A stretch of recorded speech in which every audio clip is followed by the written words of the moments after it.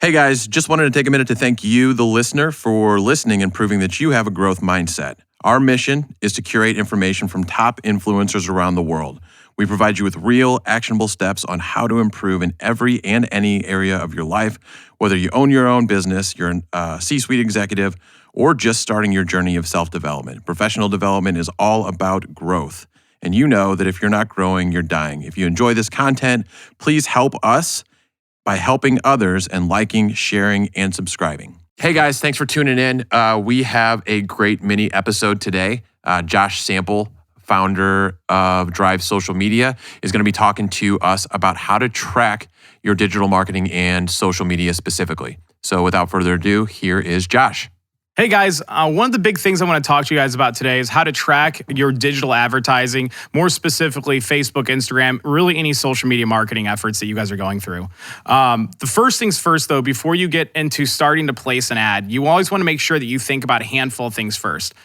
What is the time frame? How long am I going to run this campaign for? And how long does my customer take to make a purchase? One of the biggest mistakes that a lot of business owners do is they try to create campaigns and they really don't know the time duration it takes in order for a customer to go from not knowing about them to buying. And so the first thing that you want to do is identify how long do your campaigns need to run before you'll see that KPI.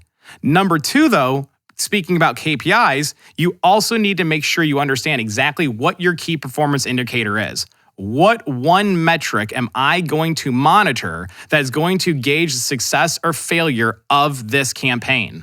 What a lot of people end up doing, though, is they will run a social campaign, not think about the KPI, and then say it failed because they really didn't have any expectations to begin with.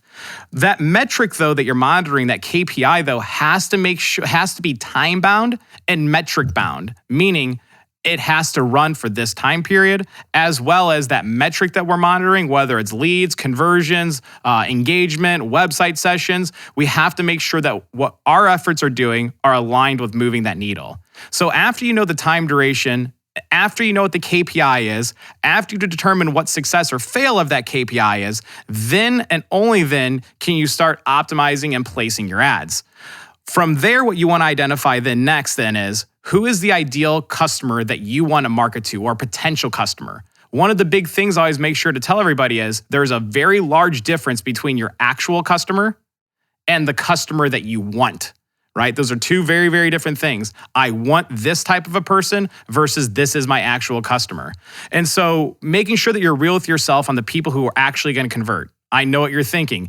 Every single person is your customer. That couldn't be further from the truth. If you had an unlimited budget, sure, Pepsi, Coke, whatever it is, but you're not, so you have to understand that you have a specific target market. Now, if you're trying to acquire a new type of demographic or a more fluent demographic or bulk sales or something like that a majority of your revenue is not made off of, you have to understand your goal would be product diversification or customer diversification at that point. Now, if your goal is to get as large of a return on investment as you physically possibly could, you want to make sure that you lean into your strengths, market to the current type of customer you have that just hasn't bought from you yet.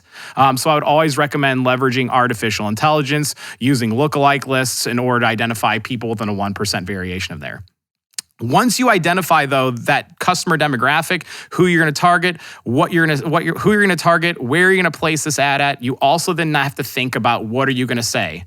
A lot of businesses make the mistake of trying to go family-owned and operated for their messaging and looking for family-owned and operated for their messaging, and they'll say, we've been in business since 1842. Nobody cares about that. You have to have true tangible value. One of the big things I always tell my copywriters, extreme value goes in the status, extreme detail goes on the link click out. And so making sure that there is actually true tangible value. If you don't know if your ad has true tangible value, walk out into your establishment, whether it's bar, restaurant, clothing boutique, and ask customers, would you come in if you've never bought from me before with this value? If they say no, you have to increase it. Remember, we're in the era of research. You're not going to trick anybody into buying from you. So once you've set up all of those functions, your ads, your audiences, your KPI, how you're going to track the time sensitivity to everything, then from there you could start placing and running and setting your ads.